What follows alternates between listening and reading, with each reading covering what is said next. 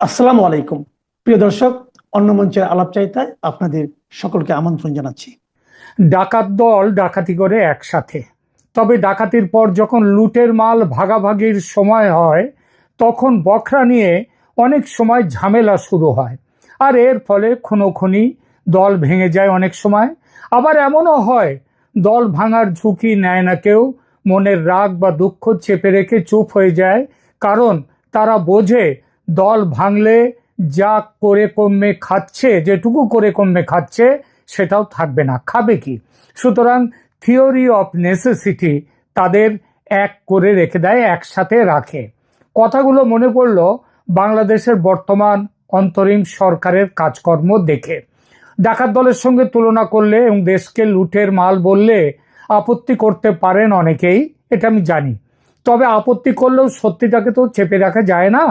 আর সেই সত্যি কথা বলতে গেলে বলতে হয়, যেভাবে বিএনপি, জামায়াত, এনসিপি সবাই সবাই দেশের জন্য ঝাঁপিয়ে পড়েছে, তাতে আর একটা উপমা মনে পড়ে, সেটাও খুব লাগে, এখানটায় কাজে লাগে। সেটা হচ্ছে শকুন কাঁদে গরুর শোকে। ব্যাখ্যা দিই কেন এমন বলছি, তার ব্যাখ্যা। বাংলাদেশে মোহাম্মদ ইউনূসের পর অন্তর্বর্তী সরকারের আমলে ক্ষমতা, পদ ও সুবিধা ভাগাভাগি নিয়ে রাজনৈতিক দলগুলোর মধ্যে তীব্র দ্বন্দ্ব, বিশেষ করে বড় তিনটি দলের মধ্যে, তারাই ফোর ফ্রন্টে এখন। এবং এই তীব্র দ্বন্দ্ব এবং পারস্পরিক অভিযোগ, পাল্টা অভিযোগ, এসব কথা খুব একটা যে গোপন আছে এখন, এমন নয়। 2024 সালের 5 আগস্ট শেখ হাসিনার সরকারের পতনের পর ক্ষমতায় আসা ইউনূস সরকার যে সংস্কার ও স্বচ্ছতার প্রতিশ্রুতি দিয়েছিল, তা নিয়ে এখন প্রশ্ন উঠে গেছে। আর এই প্রশ্ন তুলছে সরকারের সঙ্গে যে দলগুলো আছে তারাই তারাই তুলছে। বিএনপি, জামায়াত এবং এনসিপি প্রত্যেকেই নিজ নিজ স্বার্থ রক্ষায় সরকারের বিরুদ্ধে অবস্থান নিচ্ছে, সরকারের সমালোচনা করছে। এই পরিস্থিতি বিশ্লেষণ করব সহজ ভাষায় এবং প্রাসঙ্গিক তথ্য সহকারে, বোঝাবো বাংলাদেশ কেন ভাগাড়ে পৌঁছেছে এবং এই দলগুলো যারা বাংলাদেশের বর্তমান শাসন চালাচ্ছে তারা কিভাবে শকুনের ভূমিকায় অভিনয় করছে। শকুন কাঁদে গরুর শোকে। 2024 সালের জুলাই মাসে ছাত্র নেতৃত্বাধীন গণ আন্দোলনে শেখ হাসিনার 15 বছরের শাসনের পতন ঘটে। 8 আগস্ট মোহাম্মদ ইউনূস প্রধান উপদেষ্টা হিসেবে অন্তর্বর্তী সরকারের দায়িত্ব নেন। তার সরকার প্রতিশ্রুতি দেয় দুর্নীতিমুক্ত প্রশাসন, ব্যাপক সংস্কার এবং দ্রুত নির্বাচন। তবে মাত্র কয়েক মাসের মধ্যেই এই অন্তর্বর্তী সরকার নানা বিতর্কের মুখে পড়ে যায়। দুর্নীতির অভিযোগ, পদ বন্টন নিয়ে বিরোধ এবং রাজনৈতিক পক্ষপাতিত্বের অভিযোগ উঠতে থাকে। সরকারের সঙ্গে যেসব দল আছে তারা অবশ্য এইসব অভিযোগকে লুটের মাল ও তার বখরা নিয়ে মারামারি বলতে চাইবে না, বলবে এটা তাদের আদর্শিক সংগ্রাম। তবে এই আদর্শিক সংগ্রামে যা চলছে দেশে, সেসব দেখে সাধারণ মানুষ মনে করে আদর্শ ফাদর্শ কিচ্ছু নয়, এটা লুটের মাগ বখরা নিয়ে টানাটানি। অন্তর্বর্তী সরকারের আমলে লুটের বখরা বলতে বোঝায় সরকারি পদ নিয়োগে পক্ষপাতিত্ব, বিভিন্ন মন্ত্রণালয়ে নিয়োগ, বদলি, পদোন্নতিতে নির্দিষ্ট রাজনৈতিক দল বা গোষ্ঠীর লোকদের প্রাধান্য দেওয়ার অভিযোগ। The Shillong Times news portal 10 আগস্টের এক প্রতিবেদনে একদা প্রধানমন্ত্রী তথা বিএনপি দলের চেয়ারপারসন বেগম খালেদা জিয়ার ব্যক্তিগত সচিব ABM আব্দুস সাত্তারের বয়ানে একগাদা অভিযোগ তুলেছেন। সাত্তার সাহেব প্রকল্প টেন্ডারের দুর্নীতি, সরকারি উপদেষ্টাদের ব্যক্তিগত সহায়ক এবং কর্মকর্তাদের বিরুদ্ধে শত শত কোটি টাকার দুর্নীতির অভিযোগ তুলেছেন। জামায়াত, এনসিপি এবং অন্যান্য দলের নেতারাও সরকারি সিদ্ধান্ত প্রভাবিত করার চেষ্টা করছে বলে বিএনপি অভিযোগ করেছে। আসি অন্তর্বর্তী সরকারের সংস্কার ও নির্বাচন নিয়ে মতভেদ প্রসঙ্গে।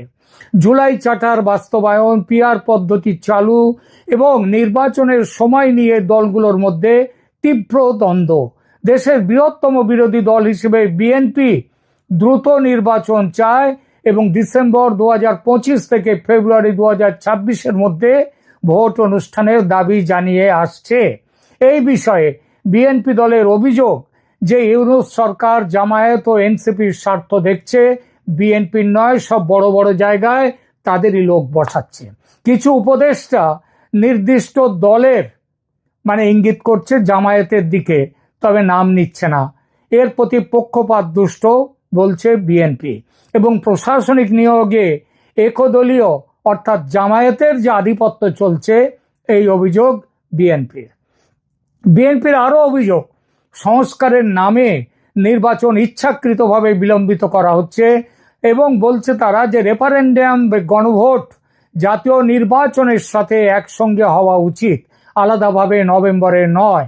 বিএনপি নেতা সালাউদ্দিন আহমেদ ইউনূসকে সতর্ক করে বলেছেন, আমরা চাই আপনি সেনাবাহিনীর সঙ্গে ভালো সম্পর্ক বজায় রাখুন, রাষ্ট্রকে ভারসাম্যপূর্ণ অবস্থানে থাকতে হবে, আমরা কোনো ঝুঁকি নিতে চাই না। বিএনপির সমর্থন শর্ত সাপেক্ষ এবং সীমাহীন নয় বলেও জানানো হয়েছে। এ তো গেল বিএনপির অবস্থান। জামায়াতে ইসলামীর কি অবস্থান?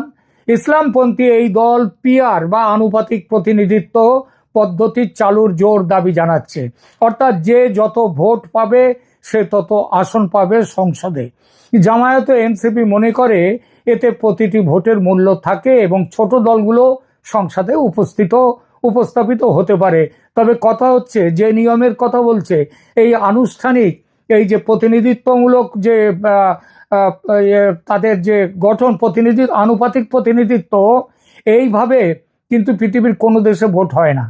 জামায়াতের মূল অভিযোগ সরকার পিআর পদ্ধতি চালু করছে না, যা জামায়াতের রাজনৈতিক প্রতিনিধিত্ব কমিয়ে দিচ্ছে। কারণ তারা জানে তারা জেতার মতো ভোট পাবে না, সুতরাং তারা যতটা ভোট পাবে, ধরা যাক যদি বিএনপি 35% ভোট পেয়ে যেতে, তাহলে বিএনপি জিতবে সেই আসনে। কিন্তু জামাত যদি সেখানে 34% ভোট পায়, তাহলে জামাত কমে যাবে, সেই আসন পাবে না। জামায়াতের বক্তব্য হচ্ছে 35%-এর জন্য তারা যতটা পাবে, আমরা 34%-এর জন্য ততগুলো আসন পাবো। এই হচ্ছে পিআর। তাদের আরো অভিযোগ, জামাতের কিছু উপদেষ্টা নাকি বিএনপির স্বার্থে কাজ করছে এবং প্রশাসনকে দলীয়করণ করছে, এবং এর ফলে যে লড়াইয়ের যে সমান জায়গা, লেভেল প্লেইং ফিল্ড, সেটা তৈরি হচ্ছে না। ডিসি, ইউএনও, ওসি এবং আমলাদের ভূমিকা সন্দেহজনক।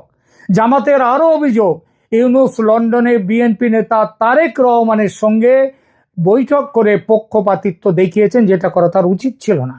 জামায়াতের দাবি, নভেম্বর 2025 সালের মধ্যে গণভোট করতে হবে, রেফারেন্ডাম, এবং জুলাই চার্টারে পিআর পদ্ধতি অন্তর্ভুক্ত করতে হবে এই 2-1 দিনের মধ্যে।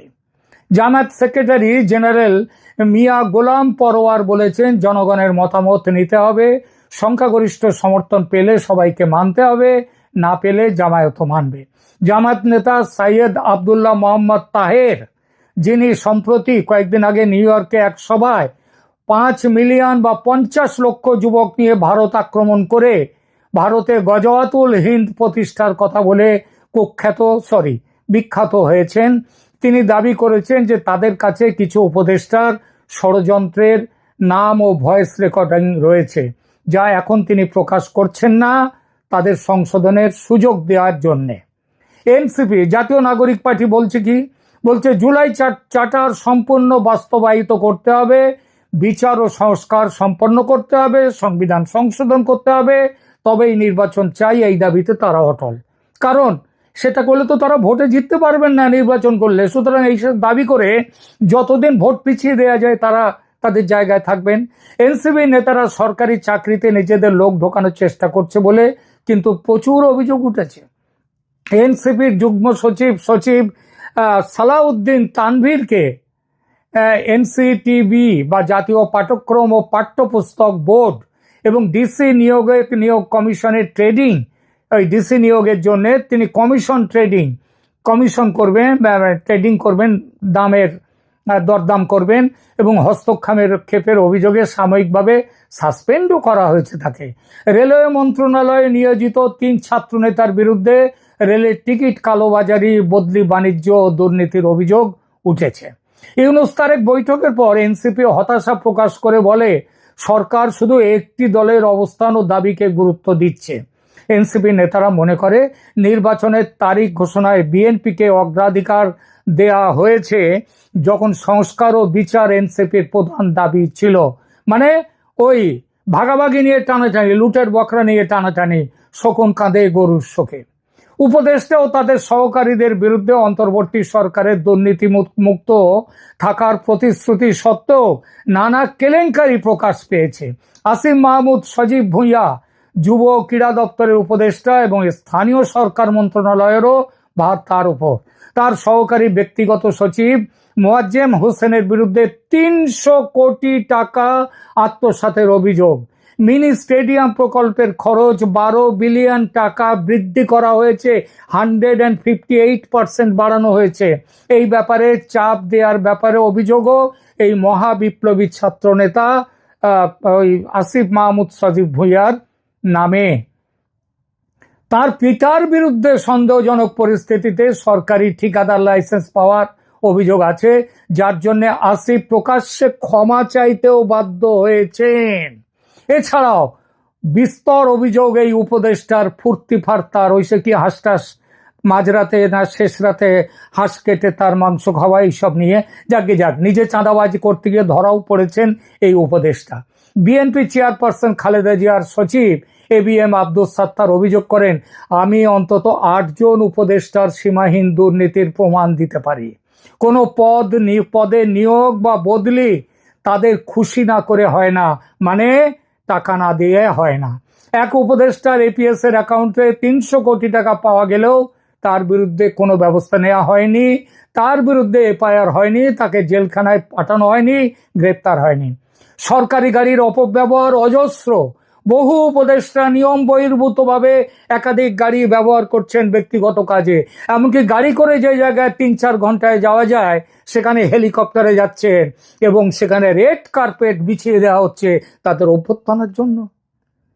তো এইসব কাজে ইউনূসের নিজের প্রতিষ্ঠান, ইউনূস নিজেও কম যান না।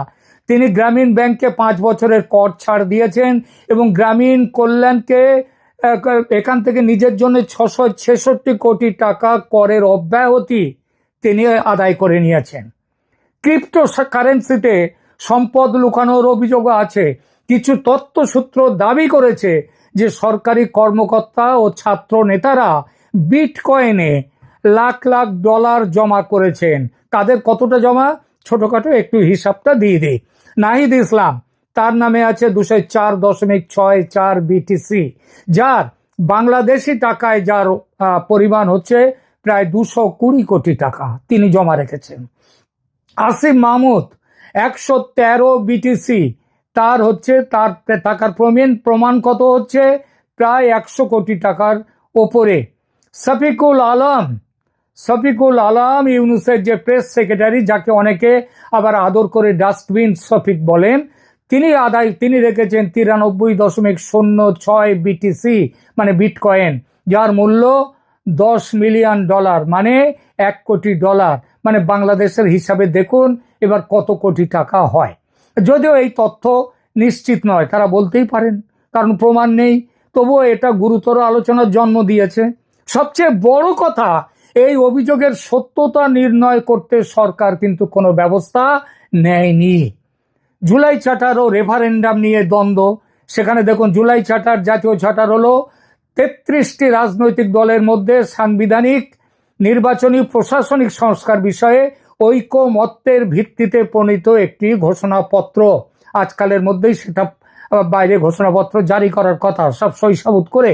এতে ২৮টা পয়েন্ট রয়েছে, যার মধ্যে আছে ৮৪টি প্রস্তাব। অর্ধেক সাংবিধানিক সংস্কার সংক্রান্ত, মানে সংবিধানকে ওলটপালট করে দেয়া।